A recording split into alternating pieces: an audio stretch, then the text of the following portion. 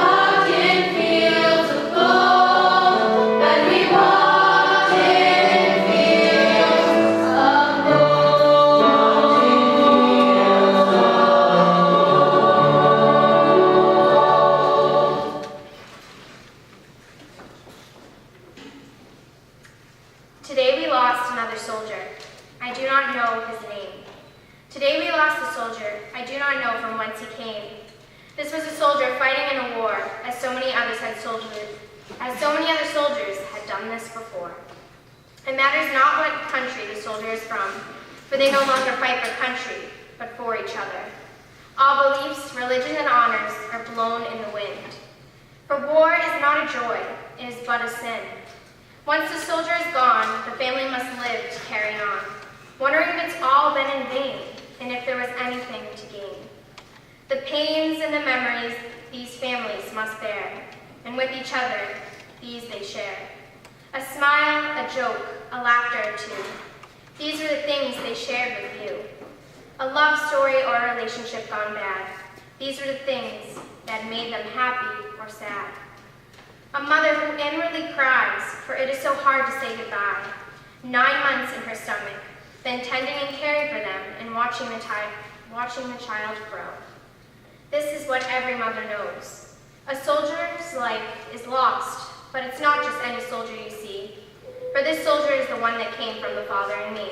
Yes, my child was a soldier, and on the battlefront they died, trying to protect freedom for you and I.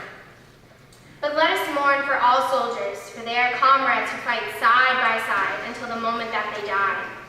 It matters not if they are classified as the enemy, death on all sides. There are so many.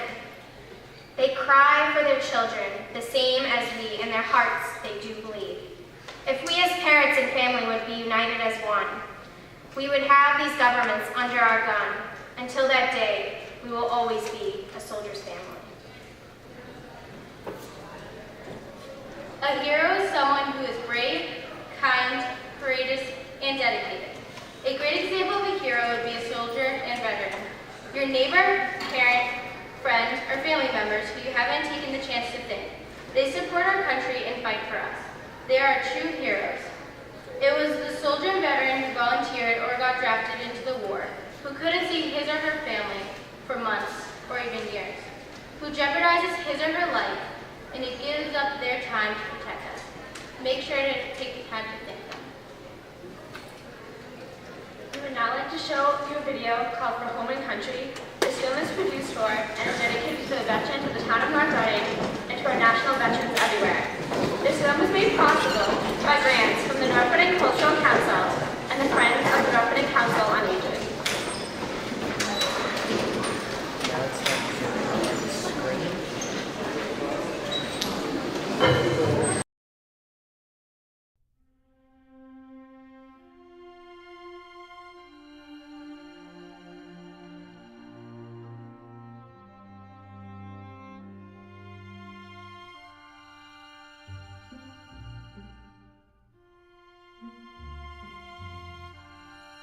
Early in our nation's history, we established the need to make home safe, to preserve the life we defined as good, and to protect the values we considered honorable.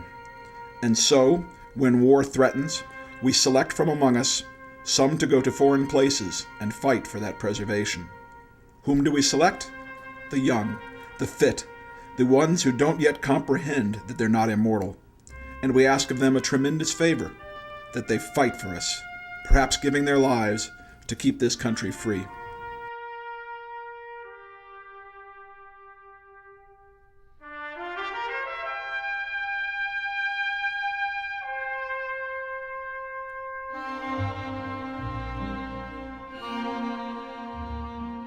It's still a little town, a small New England town some 15 miles northeast of Boston, but as early as the French and Indian Wars in 1754, folks here in North Reading, or the North Parish as it was called then, were standing up to protect their families, their town, and their way of life. The country's most recent conflicts, 67 years worth from 1942 through the present, have pulled citizens away from the fabric of small-town life and into action. Veterans don't talk easily or lightly about their service. Maybe it's because their emotions are so deeply rooted. Maybe they know that civilians can't truly understand. Or maybe the recollections would open old wounds too painful to revisit. Still, 5 of our veteran citizens have agreed to speak about their service. But each has been careful, as well, to speak about those who served with them, eager to praise the bravery of absent comrades.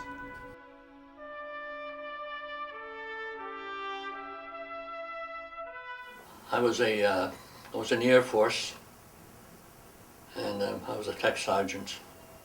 I flew in B-24s as a radio operator with 10 men in a crew. I was a radio operator. I did 31 missions, I guess I mentioned. was 20 years old. I was drafted. Everett Leonard, United States Air Force, and rank as Staff Sergeant. I entered the service in 1948. I enlisted for 3 years, and the Berlin airlift was going on at that time, and that was about it. But I didn't enlist for any patriotic reason at that point. I enlisted because a couple guys said they were going to, and so I did for 3 years. John CROOKER. I was in the Air Force, and I was a fuel specialist. Bulk storage, airplane refueling from the fighter jets up to the large commercial airlines, the Freedom Birds as we like to call them. Where were you stationed? I was stationed in Benoit, South Vietnam. My name is JODI. I was in the United States Army National Guard. I was going to serve as a military police officer with a combat unit. And how old were you when you went in? I joined when I was 17 years old. My name is Michael Bartlett. I was in the Army for 4 years, and I was an infantryman down in Fort Hood, Texas. Did 2 deployments in Iraq, both times in Baghdad. Two different years. How long was each deployment? 12 months.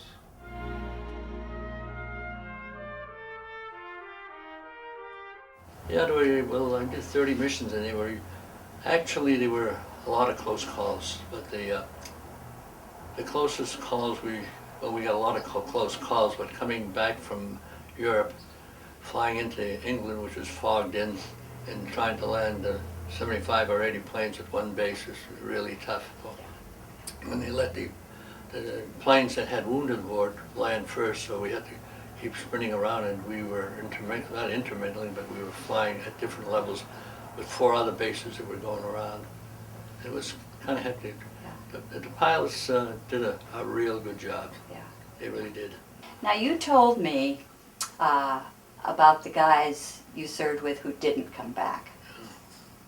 Want to talk about that a little bit? Okay. Well, there were 2 crews to our barracks, and you take off on a flight and you come back, and one whole crew would be wiped out. And they'd come in and take all that stuff and put in another crew. And we lost about 3 crews just on the ground, that never came back in our barracks. Yeah. Because there was 10 of us at one time, and we were pretty close. Yeah. We lived together for over a year. So it was kind of tough on the cruise. I was in the Air Force. I was stationed on the island of Hokkaido, Japan's lowest island, and we flew our missions from there into Korea. So I was in Korea on the ground a few times when we had to stay overnight or something like that.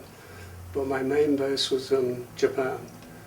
And that's kind of something that, I guess I'd have to say in a way I felt guilty, because the only time I was ever in danger was when we were flying, and especially when we were making our drops and so on.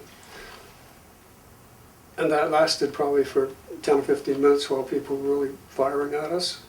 And then we were out of there and on our way back to Japan, where I had a bunk, a warm shower, and food. And those other guys, they didn't. Well, I went in 1971, and we were actually kind of phasing out of Vietnam, but it was a very interesting time in that every night you could watch the news at supper time, and the next day you could be there.